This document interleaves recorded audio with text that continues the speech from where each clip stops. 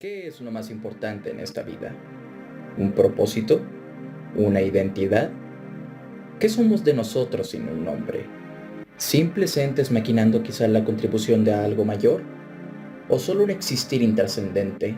Sea como sea, todos queremos pensar que lo que somos o hacemos significa algo. Richard Atmer nació en Croacia.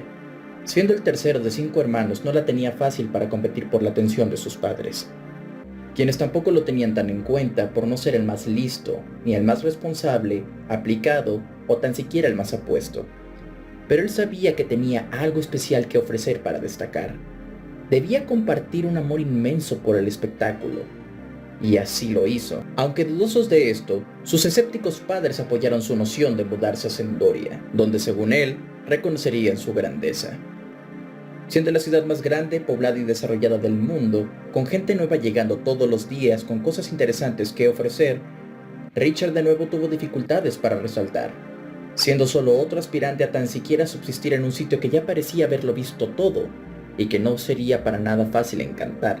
Pero quizá fue por eso mismo que empezó a llamar la atención, porque en un sitio donde todo el mundo ya había parecido presenciar la grandeza en persona, empezaba a encontrar el gusto por volver a lo simple. Richard empezó a hacer ilusionismo callejero, desde sencillos trucos de cartas hasta trucos más elaborados y riesgosos donde ponía en juego su integridad física, saliendo completamente ileso e impactando a su ya creciente público. Representantes de artistas empezaron a fijarse en él, y Richard consiguió oportunidades y tratos bastante lucrativos. Pero incluso desde la sinceridad más profunda, él no estaba interesado realmente en el dinero. A él le encantaba ser reconocido.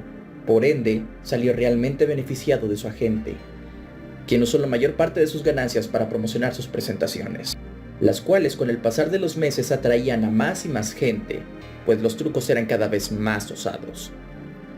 Aunque muchos críticos miraban con desapruebo de que Richard, quien ahora había adoptado el apodo de Delusion, hiciera proezas que muchas veces lo llevaban al borde de la muerte solo para llamar la atención, a Richard realmente no le importaba. Él solo disfrutaba ser aclamado, que la gente reconociese su valía, que aplaudieran y pidieran más de él. Sin embargo, es bien sabido que todo en exceso es malo, y Richard derrochaba un alarmante exceso de confianza.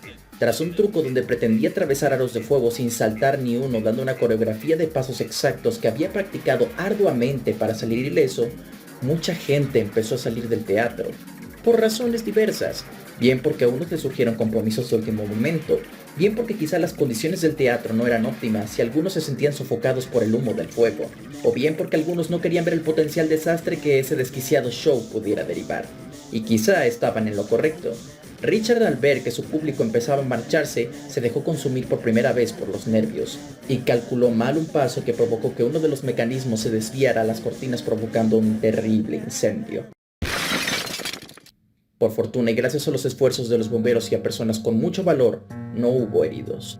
Pero aquello fue un evento devastador no solo por el accidente, sino que en Richard tuvo una repercusión tanto social como laboral y emocional. Empezó a asistir a grupos de ayuda, a tomar trabajos de medio tiempo. Quizá él mismo empezó a entender que a pesar de los talentos natos nadie es infalible, y que quizá debió medir con mayor humildad aquellas acciones que pretendía que lo llevasen a esa supuesta grandeza que tanto anhelaba. Pero casi le provocan una estrepitosa caída que... ¿Qué? Espera, ¿qué haces tú aquí? ¡No! ¡No! ¡Aléjate de mí! ¡No! ¡Ah! ¡Ah!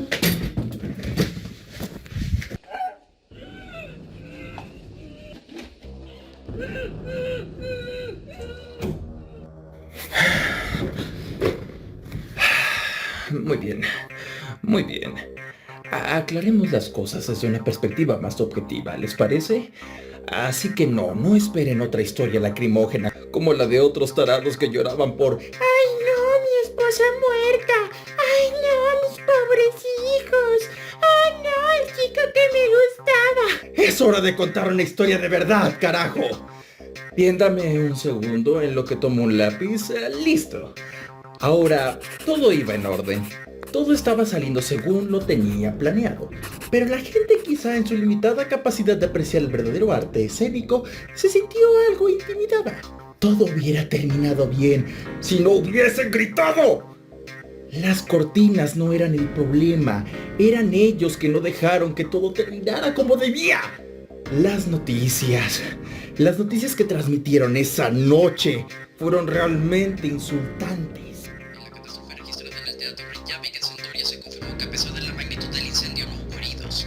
Todo gracias al esfuerzo de personas muy valientes como una chica espectadora del show llamada Danica Dayani, quien con sus actos logró soportar... Todo estaba bajo control, incluso desde antes que esa mocosa interviniera.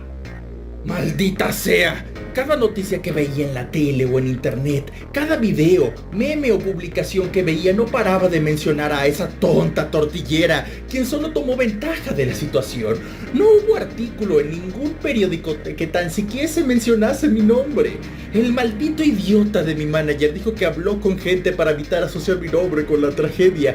Pero carajo, ahora parece que todos habían olvidado de mí, solo para fijarse en aquella estúpida peladora de papas. ¿Qué importa? Despedí al maldito y lo siguiente que me puse a hacer fue planificar mi resurgimiento. Para empezar, logré hacer regalos especiales a aquellos malditos reporteros y periodistas que no mencionaron mi nombre en sus artículos o sus noticias. Fue sin duda una sorpresa un tanto volátil para ellos recordar mi nombre, el cual por suerte empecé a escuchar en los noticieros. Dios, me daban escalofríos oírme mencionado. Bien, disculpa, continúo. Estaba decidido a que la gente recordara mi talento, así que como antaño lo hice, me propuse llegar más lejos con cosas más impactantes. Un día, frente al famoso tren bala de Sendoria, me puse en medio de las vías y bajo la mirada atónita de todo el mundo que se percató de mi presencia, logré detener el tren sin hacer que éste frenase. La gente quedó perpleja al ver que hice flotar el tren. Todo el mundo enmudeció al ver tal cosa. Lamentablemente le dieron más importancia a los heridos que quedaron dentro del tren. Luego descubrieron el secreto de mi truco. Usando fuertes cables metálicos logré hacer aquello, pero bueno, no supieron el cómo. Ahí no iba a quedarme a explicárselos. Tenía mejores cosas que hacer, como el truco que me llevaría al estrellato. En Sendoria se estaban organizando las elecciones para el nuevo presidente, y la gente simpatizaba en su mayoría por la senadora Miranda, quien era madre de un muchacho bastante agradable. Lo juro, era buen chico. Fue tan fácil de convencer para que me ayudase en mi siguiente truco. Juntos fuimos hasta la planta más alta del edificio que se hallaba tras el discurso de la senadora. Las cámaras de las noticias habían dejado de grabarla a ella y ahora me enfocaban a mí. El corazón me latía a 1000 por hora, pero aún así continué el show.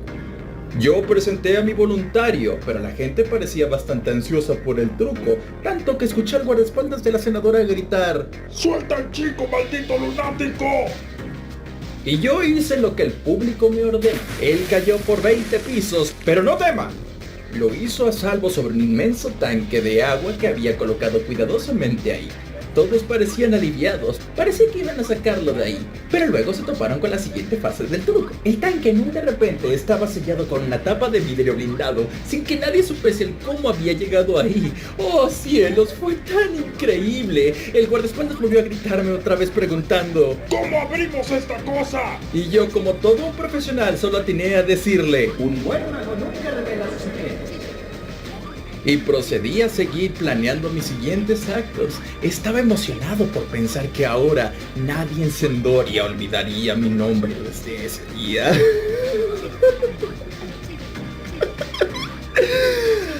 Y así fue como mi reputación me precedía. A donde quiera que yo iba, la gente simplemente me buscaba, como si no pudiese vivir sin mí. Y yo, gustoso, hacía lo posible por seguirlo sorprendiendo.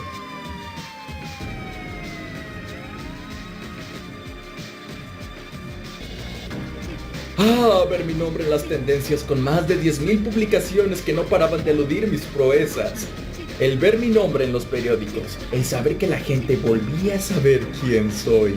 Mira, sé lo que estás pensando y no soy estúpido. Yo sé muy bien lo que hago.